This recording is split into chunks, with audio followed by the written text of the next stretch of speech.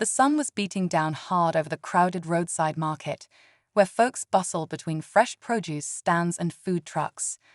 Among the steady flow of shoppers, a large, slow-moving truck pulled into the edge of the lot. Behind the wheel was a heavy-set man in his late 50s, wearing a faded ball cap and plain jeans. He climbed out with a bit of effort, his boots landing solid on the dusty pavement.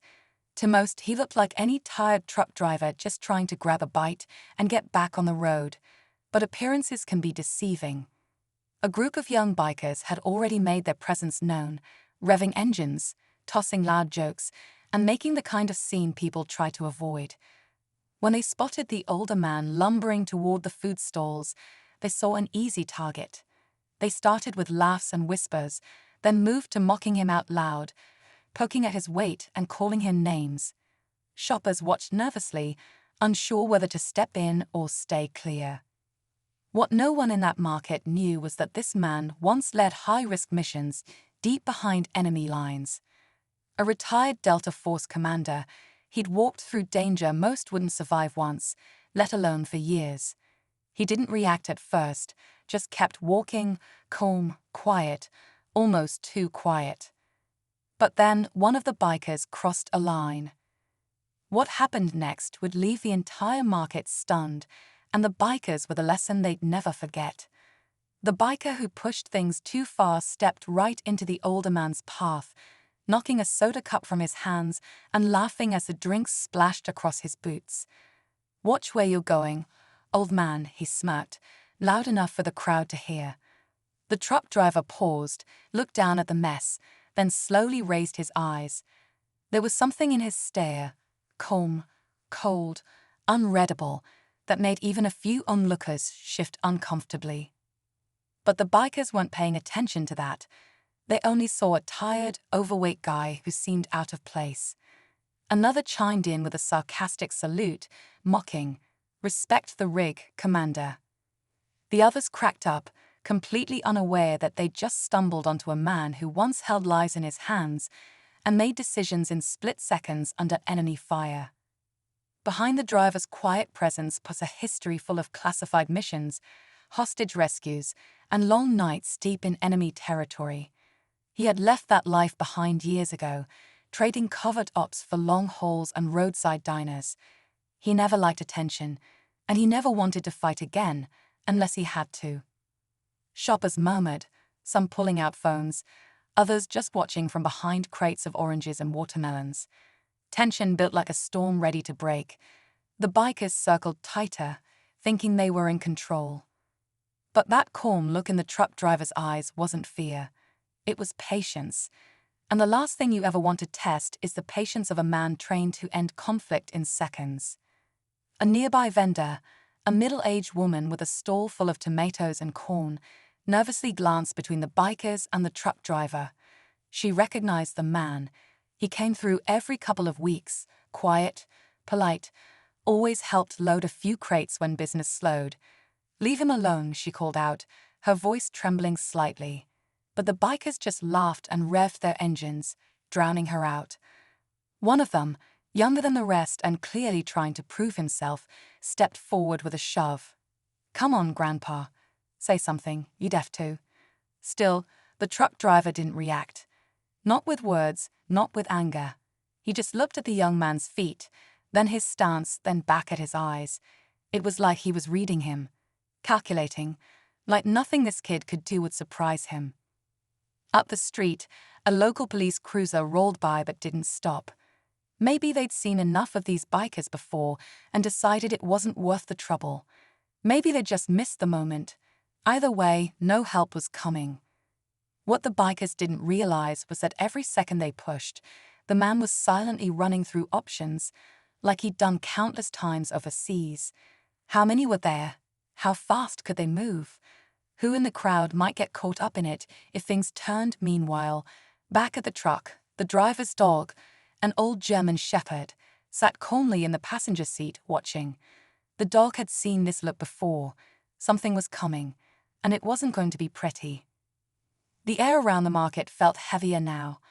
People had stopped shopping. Some backed away slowly, hiding behind produce stands or slipping into nearby stores, hoping to avoid what was coming. A kid clutched his mother's hand, whispering, "Is he gonna be okay?" She didn't answer, just pulled him behind her. Everyone knew this was no longer just teasing. Something was about to snap. The lead biker, a tall guy with a skull bandana and loud voice, spit on the ground near the truck driver's boots and grinned wide. Still nothing. Guess you're just all talk, old man. His buddies howled again, feeding off each other's energy. Another one peeled off from the group and kicked over a stack of baskets, sending apples rolling across the lot. The truck driver's eyes narrowed. His hands stayed at his sides, relaxed but ready. He had faced worse than this. Ambushes, snipers, things no civilian would believe. But here, in this small market, surrounded by people with no idea who he truly was, he had to think different. He didn't want chaos, but he would not allow disrespect to cross a certain line. One biker moved toward the truck, toward the dog, tapping on the window like it was some kind of game. The shepherd didn't bark. He just stared, alert. The driver finally moved. Slow, controlled steps, placing himself between the biker and his rig. That subtle shift in his stance, the change in his eyes, wasn't missed by the crowd. Something deep inside him had switched on. As the truck driver stepped between the biker and his dog, the air seemed to freeze. His presence shifted. He wasn't just a tired trucker anymore. There was something sharp beneath the surface now. Even the loudest biker hesitated for half a second, sensing a change he couldn't quite explain. But pride got the better of him. "Move," the biker growled, trying to shove past. That's when the driver caught his wrist, not hard, just firm, and held it. The grip was quiet, controlled, but the biker's smirk faded instantly. His arm didn't move. He tried to yank free, but the older man didn't budge. The onlookers gasped. One of the other bikers reached into his jacket. Too fast. That's when the second twist hit. A voice rang out from the edge of the crowd. "Hey, step away from him." A tall man in his 40s pushed through, wearing a denim vest with a patch that read *Black Talon Vets MC*. His presence shifted the mood like a bolt of lightning. The bikers froze. Even the ones struggling against the truck driver went still. "I know that man," the new guy said, pointing toward the driver. "And unless you want the worst day of your life, I suggest you step back now." Turns out, he wasn't just another biker. He was a former Green Beret and president of a local veterans motorcycle club. He recognized the truck driver instantly, not from local news, but from combat. They had crossed paths on a mission years ago. And now the stakes had just gone way up. The market fell into a strange silence. The veteran biker walked up slowly, keeping his eyes locked on the group that had been circling moments before. "You boys really have no idea who you're messing with," he said, nodding toward the truck driver. "This man's a legend, retired Delta Force. You're lucky he hasn't already put you in the dirt, and believe me, he could have." The lead biker's confidence started to crack. He glanced at his crew, expecting backup, but now some of them were stepping back. One even lowered his head, embarrassed. The veteran turned to the driver. "Sir, need a hand?" The truck driver gave the smallest shake of his head and finally released the biker's wrist, letting him stumble back. "Young man," the driver said quietly, his voice low but firm, "you think strength comes from noise and numbers. But real strength is knowing when not to strike." He stepped back toward his truck, the crowd parting for him like water. The bikers stood frozen, unsure what to do. They weren't in control anymore. Just when it seemed over, the unexpected twist came. The young biker who had mocked the dog took off his helmet and looked the driver in the eyes. "My dad served. He talked about you." The older man paused, his expression shifting. Recognition flickered. "You're Mike's boy." The kid nodded, suddenly unsure of himself. "Yeah, he always said you saved his life." The driver didn't speak, just gave him a long look, then nodded once, as if to say *, that's enough now *. And with that, the tension broke. The truck driver's eyes softened, and the crowd seemed to exhale collectively, as if a long-held breath was finally released. The young biker, Mike's son, looked almost apologetic, his bravado gone. "I didn't know," he muttered, more to himself than anyone else. The truck driver gave a small, almost imperceptible nod, acknowledging the unspoken apology. "Next time," the driver said, his voice steady, "you won't have to find out the hard way." He didn't need to say more.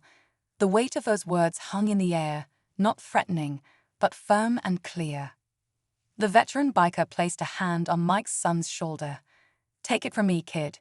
You never know who you're dealing with. But now you know." He looked around at the crowd, his voice booming slightly. "And I think we've all seen enough for one day." One by one, the bikers turned and mounted their bikes, the tension melting away as quickly as it had built. They revved their engines, but this time it was quieter. They weren't looking for trouble anymore. The truck driver climbed back into his rig without a word, the dog jumping into the passenger seat as if it had all been routine. The crowd slowly began to disperse, people returning to their routines, but the lesson lingered. Strength isn't always about fighting. Sometimes it's about knowing when to stand still, when to let the storm pass, and every now and then, the right moment to show what you're truly capable of.